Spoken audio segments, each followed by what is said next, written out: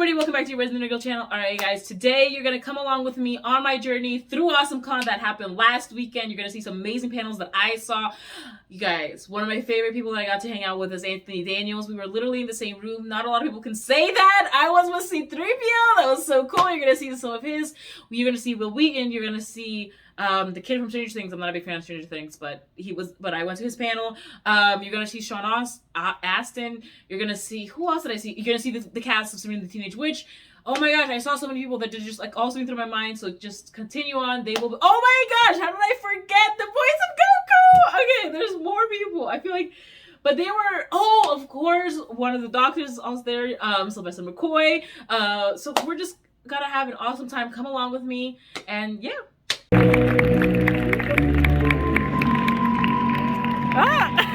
very nice. So happy. Nice. Bye. Doctor Who. Patrick Troughton had told Peter Davidson, who told me, only do 3 years. And so I agreed to do 3 years. And the second year, they realised it was starting to work. And so they said to me, we want you to do a 4th year. And I said, well, I'm not sure really. And they said, if you don't do a 4th year, then we won't do a 2nd, 3rd year. So I thought, well, I better do it, because that would be terrible. So I got my head around the fact that we were going to do a 4th year.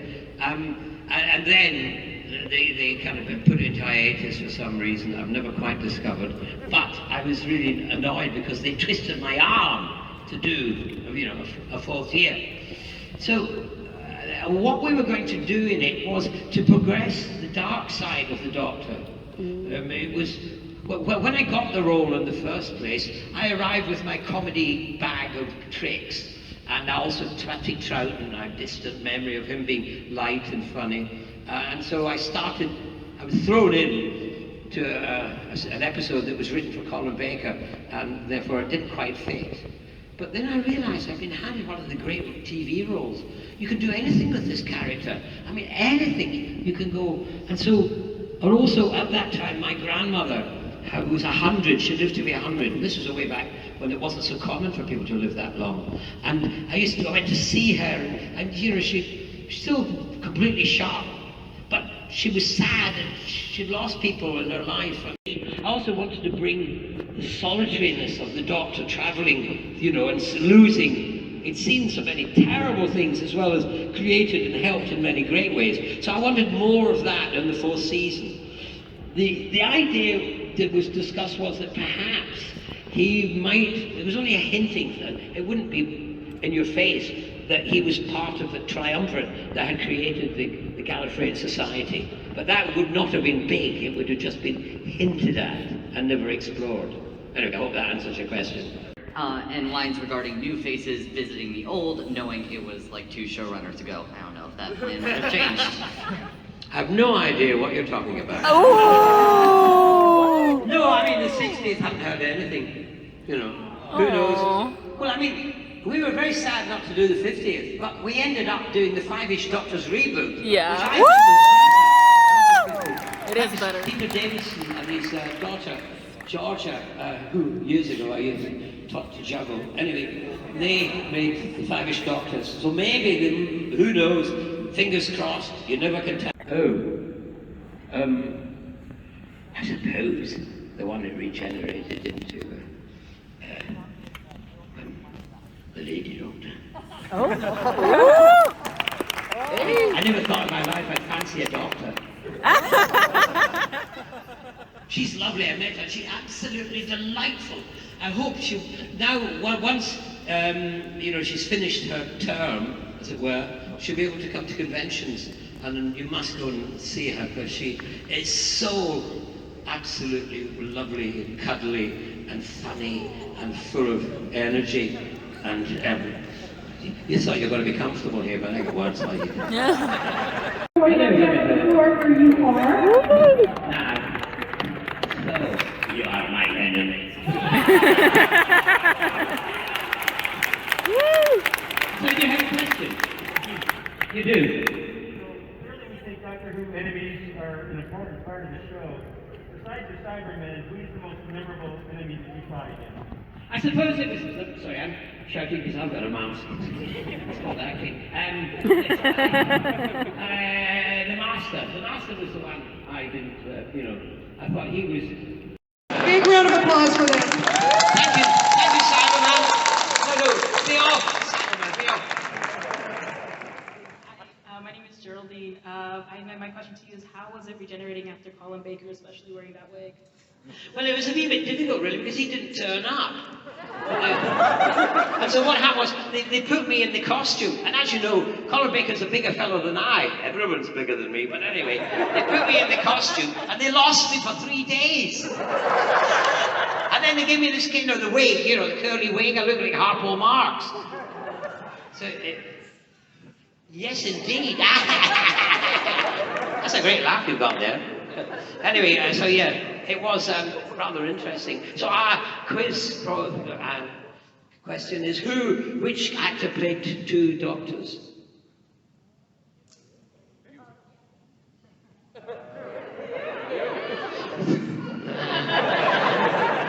Me! Yes, of course, yes. Of course. Question over here. Hi, my name is Geraldine, and my question to you is, when you were playing in The Big Bang Theory, did you always know you were going to be Sheldon's nemesis, and what was your favorite episode to play? I did know I was going to be Sheldon's nemesis. The way it was pitched to me was, we want to have a delightfully evil version of you, kind of like take Sheldon down a little bit every now and then, and I was like, great. And after a few times of that, the showrunners pulled me aside and said, we're changing your relationship. We're going to make you their friend, because we can tell more stories that way. We can bring you in more. And I was like, did you just tell me that you want me to work on your show more, but you said it without saying it? Like, that's okay, I didn't expect that. That's awesome. And I loved it. It was fun being evil Will Wheaton. Like, that was great. But when I got to be someone who was a few degrees separated from like the Prime Universe version of Will Wheaton, it was extremely meaningful. There were times where I got to sit down and like, Will Wheaton got to talk to Penny and talk about some of the inherent unfairness of the entertainment industry, and got to sit down and kind of counsel Sheldon and tell Sheldon, like, this thing that is a huge deal to you right now isn't always going to be a huge deal. That version of Will Wheaton got to show up for people the way I needed someone to show up for me at various points of my life. And I really loved getting to feel that and experience that. I love every episode that I did for different reasons. My absolute favorite episode is going to the premiere of Star Wars, dressed up in the Star Trek costume, because the line, "Live long and suck it," is my favorite one.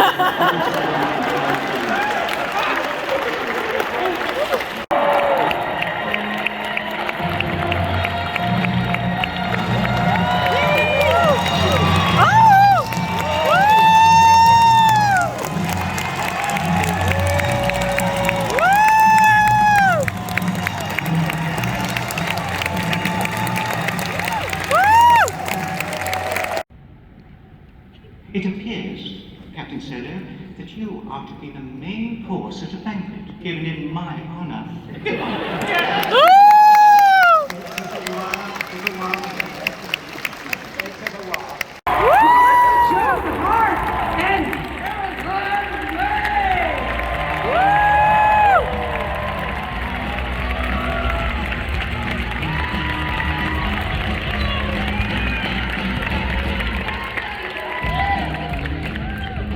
Zelda made a super hot fireman, Eddie Cibrian, and I made Tom Wilson, who ignored me. So, and then Tom Wilson played my husband in another series, which is pretty weird. I always say this, like, it's when we turned into boys, because she drank boy beer, and she was super cute as like a little boy. I went with the big, creepy, like, biker choice, no offense to any bikers, and then I remember Melissa and I were like, Beth is a super hot guy. This is better.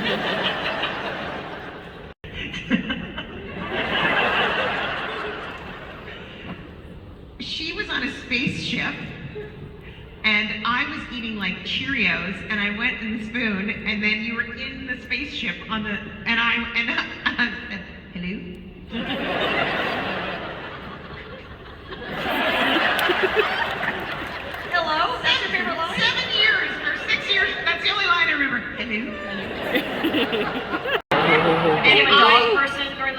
I love cats, and I always had to be mean to the cats, so then I was like apologizing. But I will tell you one thing: we often, after you get so used to talking to that cat, that you're like talking and you realize there are no cameras on right now, and my dad and I are. I mean, a lot has happened. We're like, we're talking though.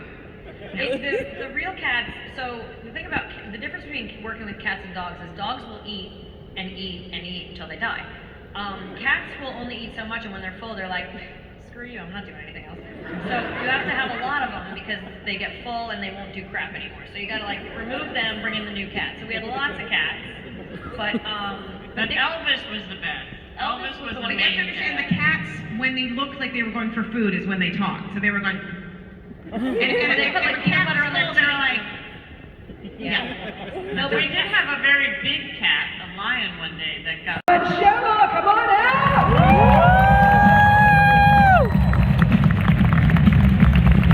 Hello, check, hello.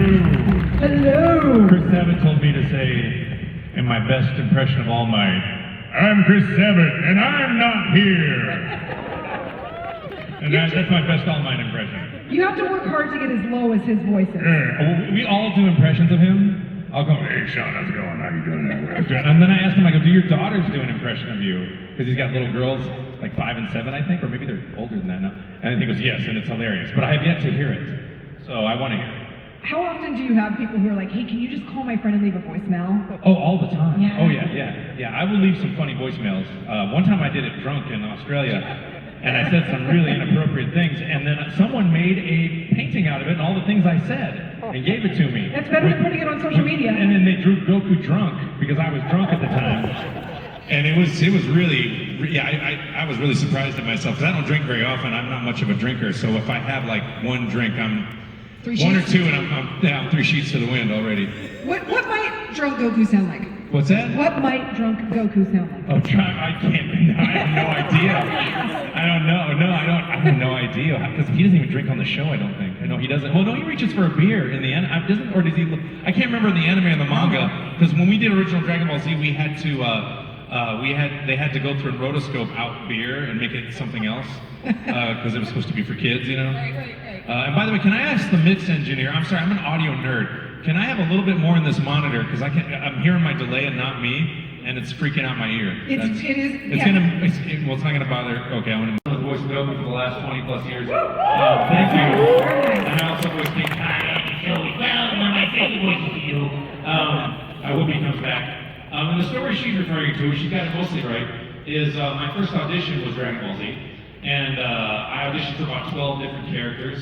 We were replacing the Canadian cast because they were moving from Canada to Texas.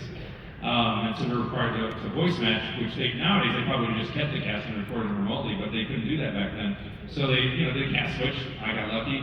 And that was my first audition. I show up and I read for all these characters. Then Chris Sabat calls me. He was not my friend at the time. I did not know him. He goes, hey Sean, I'm calling you back up. And this is after I called every day. And I said, hey, did you guys cast that show yet? Which you're not supposed to do. Never do that. But that was my first audition. I didn't know better. And so I called him up and he's like, no, we'll call you. But then in a few weeks he called me. He's like, hey Sean, we got a part for you. You're gonna play Goku. And I go, oh man, are you sure I didn't get the Captain Ginyu part? Because I really felt like that was a strong audition. Another thing you're not supposed to do. And he goes, no. And then Chris didn't even tell me. Chris has always pranked me, always. He didn't tell me, no, Sean, you don't realize Goku's the main character. He goes, trust me, Sean, you're gonna like this character. That's all he said. Trust me, Sean, you're gonna like this character. So I show up to work, and I'm walking through the halls, I'm seeing kind of Goku everywhere, but I'm still not putting two together. And so I'm working for a couple weeks, and I'm struggling with the character a little bit. I'm still trying to wrap my head around it. And then Chris just pauses. You do realize you're like the main character on this show, right? And I'm like, I am? Oh, wow! Like, I totally Goku'd out. It was art imitating life, imitating art. And so I was shocked that I was the main character when I wish I got the ancillary character who got killed off early on. And it's not even very an interesting character. So I could tell it was not, I did not get Japanese scripts for Z. Back then, and to defend Funimation for a moment, or Crunchyroll now, back when we started doing the show, we were following what I call the Pokemon formula. And the Pokemon formula for American dubs at the time was, let's make this cartoon so American that they can't even tell it's Japanese. because kids don't understand anime, because anime wasn't mainstream, right? So they're trying to sell this. And they're myopic and they don't get it, and I get it, but they're producers, they have the money. So they made Dragon Ball that way, and this Goku had been written the whole time. This is a very interesting question. I'm going to say two things that I think are very interesting. At the time, they had written Goku to be a very altruistic superhero, Superman. And Akira Toriyama has made it very clear that Goku's not that type of hero. He likes fighting the strongest no matter what. And if the Earth gets saved as a result of that, he thought that was interesting, right? He's not necessarily, I'm the savior of the universe, I'm the Jesus of the universe. And so when I did that speech, it was very uncomfortable for me because I did not see Goku, and he doesn't feel like, for me, an egoic character that says, yo, I'm the shit, watch out. He doesn't do that. And so we did it for Kai. I made sure I had a Japanese script in the booth because I wanted it to be more pure to what I think Goku's spirit would probably be, and I thought that would be more powerful. To that end, what I thought was interesting about it, which validated me and my philosophy, which my philosophy is the original work is plenty powerful, you don't need to mess with it. With the exception of humor sometimes. Humor doesn't translate sometimes, you gotta mess with that a little bit. But some of the joke is just so gone in Japanese, you just will not get it. I've worked on shows, I'm like, I do not get this joke. But what I noticed is when I went from Z to Kai, we were working on Z, and I could not quite understand why everyone liked the show so much. Because I was working on it, and I could tell it was an awesome show, and I liked it, but I couldn't understand why they liked it so much. And the reason was many of those people had seen it in Japanese with the subtitles, or they'd read the manga, right? And so by the time we got to Kai, we started doing hardcore Japanese scripts, and we started doing it very closely to the manga. I was halfway through Kai, and it dawned on me, I'm like, now I get why this show's so popular. Because I could see all the subtle nuances in the characters better, and I could see the subtle relationship between Goku and Vegeta, and I could see they maybe done Goku more like the character he is versus this altruistic Jesus-like Superman-like character. And so to me that had gotten kind of watered down in Z, but I didn't realize it because we were trying to do this American theme, not all the way across the board. And it was doing well, and I don't blame them. That was the style at the time. Pokemon was done that way at the time. But by the time we got to Kai, I was very enlightened by what the power of this show was, and that's when it became very clear to me. And then I just took that power into the booth with me, because that's what you have to do. And when you guys cheer, I do the same damn thing because that's what I want. That's interesting to me because on the one hand, Goku is an idiot. On the other hand, Goku's a genius because he played the long game with Cell and didn't tell anybody that Gohan had the hidden power. Showed up, went, I'm not strong enough. I know who it is, I'm not telling you. He didn't say that, but he's thinking it. And then he goes off, unlocks Gohan's power. Doesn't have an ego about it. He's not like, I can beat you, bravado. He's like, no, I can't beat you right now. Okay, I'm gonna go get Gohan. And then he figures it out, this long chess game, right? And what's weird about it is when someone is so doofy like Goku, you wonder if they ever have any passion or drama around, my kid's gonna die, any kind of, and when Master Roshi was almost dead, whatever, in Super, he's crying. So for Goku, when Goku cries, it always seems out of place and rare for me, but it's definitely appropriate, and I definitely think that he keeps that under wraps because he's so focused, but then he has this big soft spot. Because I think Goku is actually smarter than he lets on purpose. I wonder if he's really a master gaslighter almost. I always wonder that because he's so good at being an idiot, but then just playing that long game, like I was saying. So it was definitely I love those moments. The Father Son Kamehameha is one of my favorites, especially the animation. And then one of my favorites you just inspired me to remember another one is, and I wanted to change this line because Goku is going to instant transmission to King Kai's planet, which pissed me off because I also play King Kai because he blew up my planet. And then he's like, why would you bring him in for? And he brings it and he shows up and he's like, goodbye. And the flaps were like, guys, or something like that. And I wanted to say something a little more heartfelt. I think there was 2 flaps and I said, can we say my friends? Or something nicer than just, bye guys, I'm dead. Ding! Which is kind of how he rolls. And we were able to change that line. But that was some really emotional, heartfelt stuff for me on the show. But Goku, he's always got to be serenely transcending the BS. Everyone's always freaking out, and Goku's like, I'm here. And he's got to be that rock for everybody. So I enjoy playing that quite a bit. Gideon, were you a fan of the franchise, and also what sort of media from the franchise that you maybe consumed to prepare for the role? I loved this franchise from the very beginning. I thought it was really something that was George's work in the early days was absolutely amazing. It allowed us to go to a planet far, far away and discover ourselves within the mirror of the characters that he presented. I had fallen in love with Carrie Fisher as Princess Leia. I had fallen in love with Luke Skywalker. There was a vulnerability and a heroic feeling that these two somehow could save the world from the darkness that was about to take it over. I followed the movies for a number of years until they became somewhat tentpole. And when I say tentpole, it means more Hollywood box office, trying to make a movie that would bring people in to create a large amount of box office. And then I started to lose it. I love the mechanical characters that were so real, that were able to guide human beings. We're coming to that time in our period now. Robots, R2-D2, all these different elements of mechanical beings who had some kind of wisdom. What I really missed was the idea that George had connected to the idea of the power of myth. These stories are mythological, and within that mythology, we're able to see almost like Once Upon a Time, which were Grimm story tales. This story allowed us to be heroes through many characters depicted within it, and the power of myth was really talked about for the first time in a real clear way in America by Joseph Campbell. And George Lucas was a friend of Joseph Campbell's. So all this mythology really affected George. And it's the fodder of great storytelling, in that we can look at these stories and go, I can do that. I can be that. I can encompass and embody that kind of life if I choose that. Now, that can be your life and my life in smaller increments. So it lost me for a while, and when I started to read Mandalorian and became a part of it, it's changed my life. Because all of a sudden I'm reminded, all we need is for our best friends to go, hey, remember when you drank, you had this dream?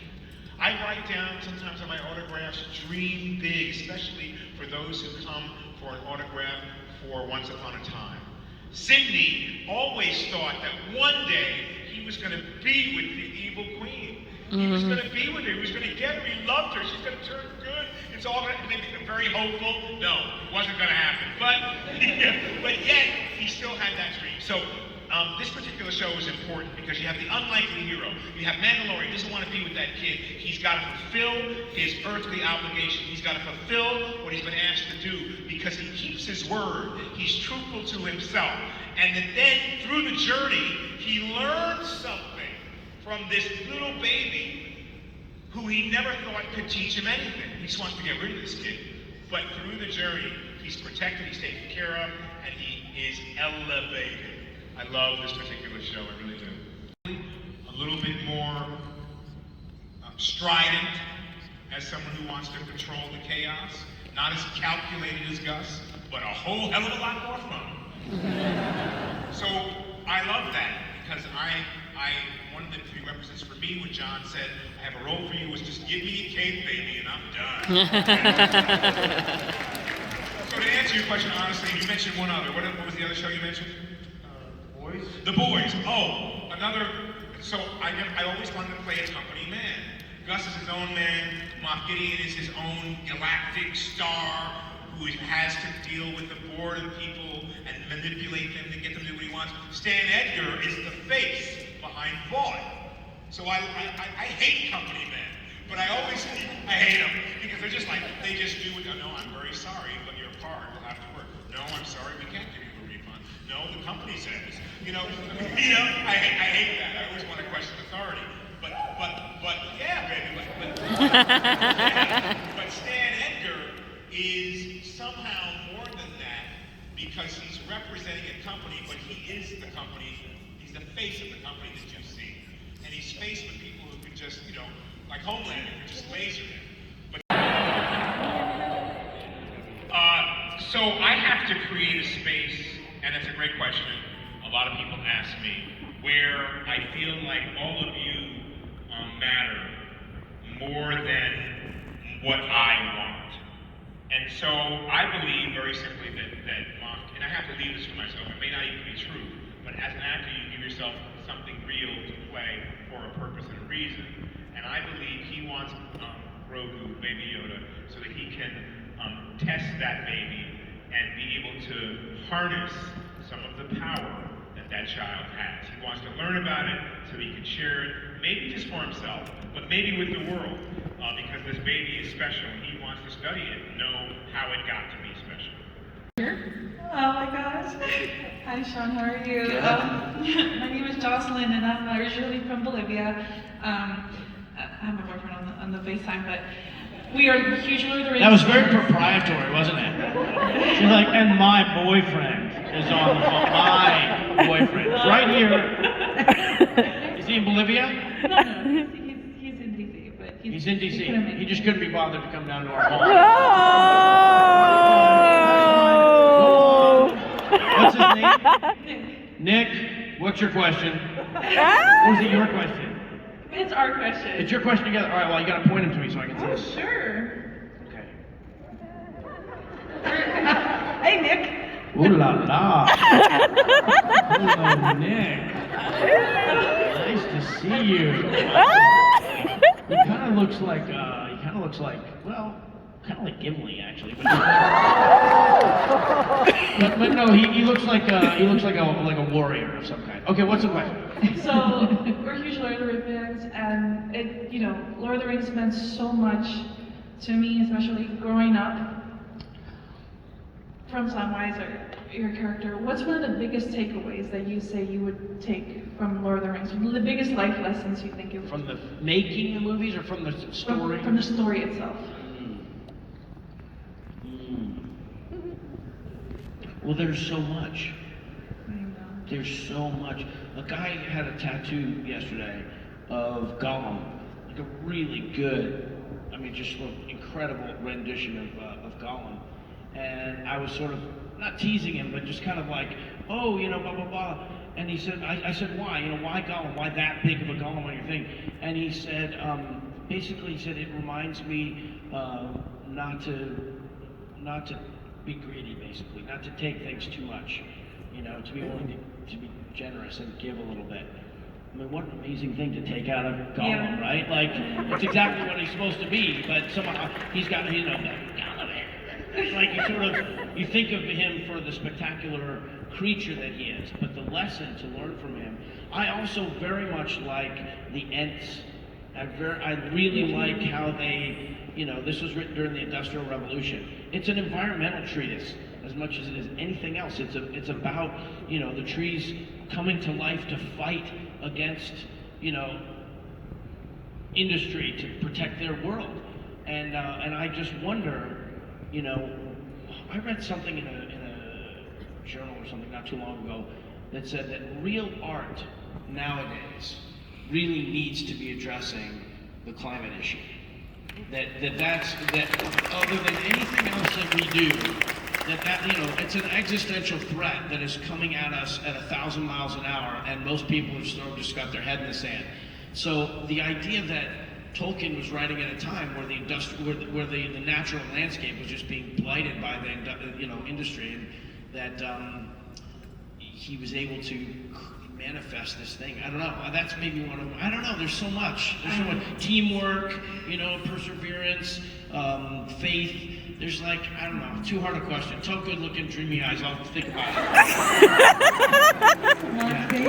All right, you guys. As you saw, I had an amazing time at AwesomeCon. I hope you guys enjoyed those panels because I know I did. I had an amazing time. Definitely going to have a second video coming up with my AwesomeCon haul because this is definitely one of the things I got at the AwesomeCon haul. And yeah, I guess what did you guys think of the panels? Did you guys like it? I hope. I tried my best recording, guys. I'm recording with my phone. I don't have a professional camera, so I really hope you guys got to experience it. If you've ever been to a con, leave a comment, let me know. I would love to hear your own amazing experience because by far, out of all the AwesomeCon years, because I've been going to AwesomeCon since I want to say 2014, 2015, this by far has to be one of my favorite years I have gone because I went through so many amazing panels, and I'm excited for I'm super excited for next year's con.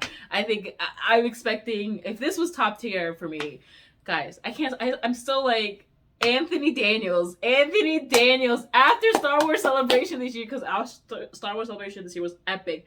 He came and graced us with his presence, and I was so close. You guys saw how close I was. Alright guys, thanks for watching Where's the Undergo channel.